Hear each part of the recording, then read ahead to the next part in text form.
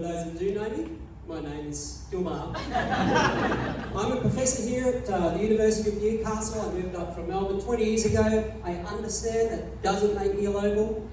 But my academic career started at Monash. My favourite subject was maths. Actually, I hated maths, but that's where I did meet my wife. We have 2 wonderful kids together. Actually, we have 3 kids, but 2 of them. I realised at that stage I enjoy family. I want to help people have families. But before I tell you what I do, let me tell you how I got into the business I'm in. Remember that time when you're a kid and you're always thinking to yourself, what do I want to be?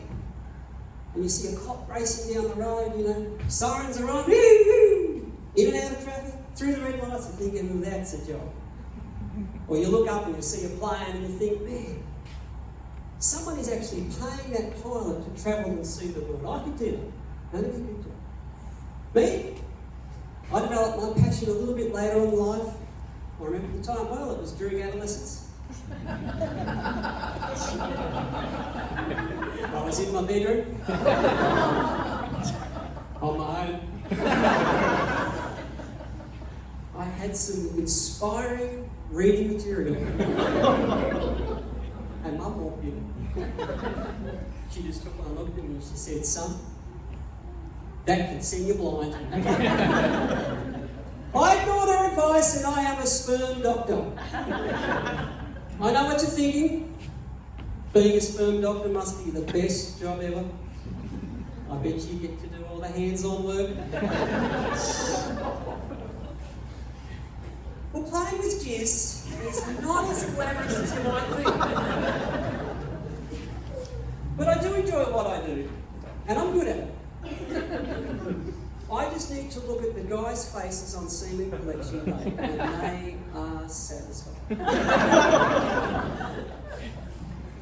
But why do I do this job? Well, it might interest you to know that last year, 15,000 Australian men had to go through procedures such as in vitro fertilisation because of what's called male factor infertility.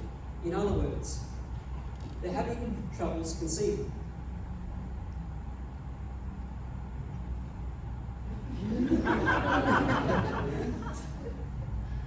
They're not the only ones having troubles. So I look at sperm under the microscope, and when I do that, this is exactly what I want to see. This is a picture of human sperm. But in 7% of cases, this is not what we see. The men are not producing sperm at all. They're shooting blanks. Now, although they're shooting blanks, a man's semen is predominantly made up of prostate fluid. Fluid comes from the prostate. So although your ejaculates can't create life, it's still a case that you don't want to be getting it in your head. I managed to circumnavigate that. So, if we do see sperm, what do we look for? Well, I can't show you that tonight, but what we want to see is at least 60% of the sperm travelling across the screen in about 2 to 3 seconds. That means that they're functioning motile enough in order to conceive, the man will be healthy. The next thing that we want to look at is how well they're built. Men produce notoriously poor quality sperm. Infertile men tend to do this even worse. I'll give you some examples. Here's a sperm without a tail, it's a decapitated head. This is the Michael Phelps of the sperm world. It has 2 tails. Although it turns out that 2 tails is in fact detrimental to fertility. It's not actually what you want. And we have all sorts of other conditions going on. We have large heads, pin heads, amorphous heads, sperm with big tails. And so we use these parameters to try and diagnose men. Are they going to be fertile? Are they not going to be fertile? Sometimes it can be difficult. The advice we have to give to couples is we'd like you to have unprotected sexual intercourse every other day for a year. Guys, it's great. I've got a headache, honey.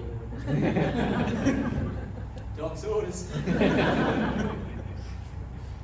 But I had a couple come and see me the other day. They've been trying to conceive for 8 months. And it can be pretty frustrating for the couples when you're trying to have a baby and you're having sex and not getting the desired outcome. Ladies, you are probably familiar with having sex and not getting the desired.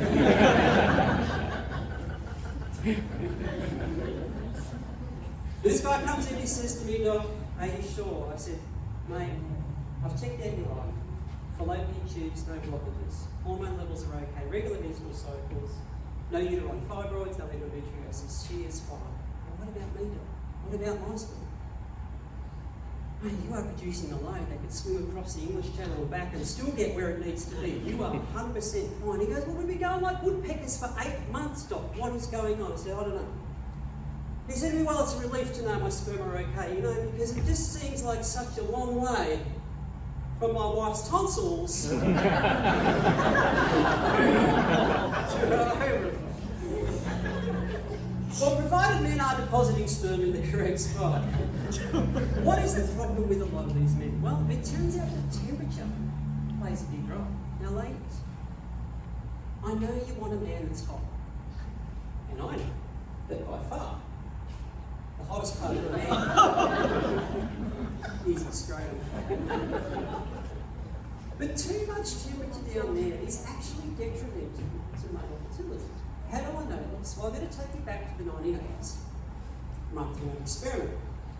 Here they took 25 couples with severe male factor infertility. They've been trying to conceive for 5 years and were unable to do so naturally. This was before the conception of things like IVF.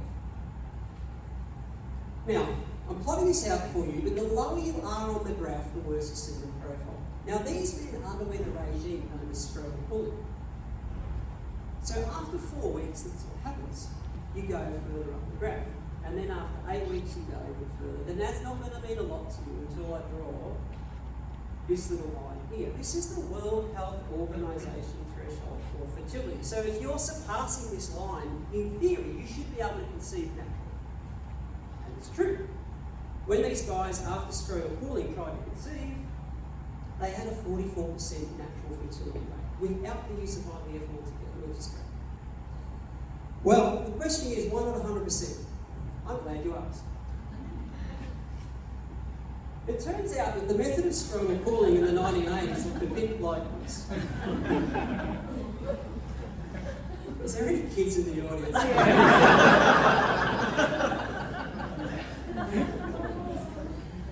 It's PG, right? Consisted of a cotton suspensory bandage wrapped around the scrotum and a little water device strapped to the abdomen. And during the day, that would leak water onto the bandage, and via evaporation, that would allow cooling of the scrotum. And it worked. But here's the problem. The men developed fungal infection.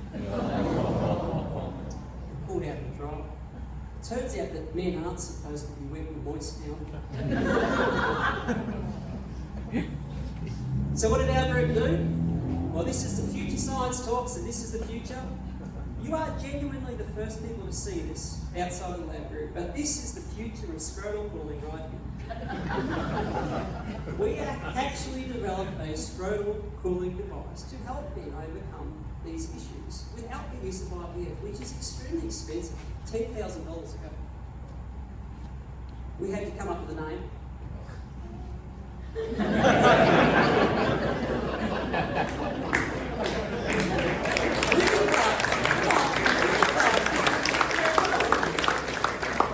wish I could take credit, but I can't. Testicles, because it does what it says and says what it does. Does it work? Doesn't work. Well, what it does is it actually measures the scrotal temperature environment.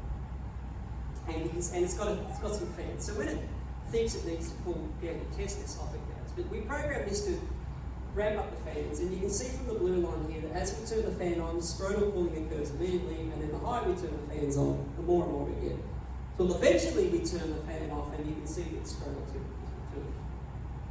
Now, when we're not cooling down guys' nuts, the rest of my lab are doing other things. They're actually trying to investigate this whole phenomenon of testicular hypothermia. So it might interest you to know that all of the cells in your body can survive at 37 degrees. That's basically the temperature at which your body runs at right now. Except men. There are cells inside your nuts that can only go up to 34 degrees, and they cannot go higher. If they do, everything goes wrong. So to investigate this phenomenon, we require a ready supply of male volunteers to give up their testicles. And that's often not forthcoming. So what do? Well, we turn to the animal world. We go for this guy at the ball. We actually work with the agricultural industry from the hunter. We work all the way up to northern parts of Queensland. If you're a farmer here, I honestly take my hat off to you. They're some of the hardest working, most genuine people I've ever. But it turns out that bulls have very similar problems to humans. Temperature. And I'm going to prove that to you with this graph. Should we say hello? Sure. So we took 1,200 bull ejaculates across an entire year, and we plotted them out. Now, there's a famous saying in the agricultural industry that says that there's nothing more expensive to a farmer than an empty cow, and it's true. It says it that way, right? So they will typically send one bull out to a paddock with 100 cows, and they would like at least 90% of those cows to be pregnant. That's what they survive on. So here's a graph, and I'll explain it to you. I'm just showing you the winter data, okay? So this is June, July, August. Each column there represents 100 ejaculates, so 300 in total that we're looking at. And 90% of the time, so 90 out of 100 approximately, when we look at the ejaculate of the bull, it turns out that that's going to be a fertile sample. That'll create a calf. But look what happens during the Australian summer. Things start to go down, and then when we get to December, we only have a 50% fertility record. And that would be detrimental to the farmer. And I'm proud to say that has actually changed farming practice in far north Queensland and the country. But I'm going to leave you with this story. A bit like the frogs. How on earth do we get wool sperm out of the bull? Well, I remember the first time I was up here in the Hunter. My mate Steve, he's a farmer. And I rocked up to the property, and I'm a sperm doctor, right? So I'm expecting to see sperm in a microscope, and I'd have a look and tell him this is what's going on, let's do this, that, and the other. But the only problem was, all that he'd supplied for me was a pair of gloves, some lube, and a button. So I said to Steve, behold the bull, but where is the sperm? And Steve said to me, Mark, you need to get the sperm out of the bull. All right. I'm pretty well versed with this stuff. So I put the gloves on, and I get behind the bull, and I lean in under. And Steve comes running up, screaming at me, and I flinch back and thinking, oh, did I forget the foreplay? Should I have put on some Barry White? Perhaps I should offer the bull a drink first. But Steve just comes, Mark, what are you doing? What do you mean, what am I doing? He lifts up the tail. He says, not down there, in there. In there. In there. Okay. It was at that point that I realised what the lube was all about. So I pick up the lube and I put it on my gloves and I get behind the bull. Now, I don't know how many of you are into anal fisting. But now having a fair bit of experience in the area, let me give you some tips. Tip number 1. Don't start with fist. Go to the puck. Forget fisting, I'll call it ducking. When you get behind the bull, lube up, pucker up. Now, it's not a gentle push to get through the rectum. It's not like in she goes, no problem. You need to start to create some help. You need to get some force behind this thing. And I mean with your might, with all your might, you break a sweat and you push as hard as you can. And then she will start to go in. And when I say she will start to go in, I don't mean you go in wristling. I don't mean you go in elbow deep. I mean, baby, you go in shoulder deep. So there I am, stuck in the bull, shoulder deep. And I look at my mate Steve and I said, well, what am I doing now? And he said to me, start thrusting. Start thrusting. All right. So I start thrusting. I'm thinking rhythmically, right? So here we go. I start thrusting. Now, I know we call it the rear entrance, but actually the rear entrance functions more effectively as a rear exit. So you can imagine, puckered up, shoulder deep, as I'm going in, Last night's dinner is coming out. Oh yeah. What does Steve say? He don't care. Mum, I need you to go harder and faster. Harder and faster. Harder and faster. Okay. So in, out. And every time I go in, I can tell it started coming out. In, out. Faster, harder, faster, harder. I mean, crap is going everywhere. And to make matters worse, the bull starts to get excited. And I can tell because its tail starts swinging like a fan. And it is swinging like a fan. And the crap starts to hit and it starts to spray it everywhere. So I'm sitting there, in and out, in and out. I remember the time well. It's about the time I started to think to myself, why couldn't I have just become a cop or a pirate? Oh no. In, out. And his crap's going everywhere. And I'm just about giving up on life. I hear Steve say, there she blows, and I'm thinking, oh, I think that's the sign the bull's about to come. So I look down and I see the bucket, and just as I grab the bucket, I try to get around to grab the bull's seed as it's spilling out, and the bull decides to take one last swipe with the tail, and it hits me clean in the face, and I have crap in my eyes. And it is at that moment there, I distinctly remember Mum saying to me, son, that will send you blind.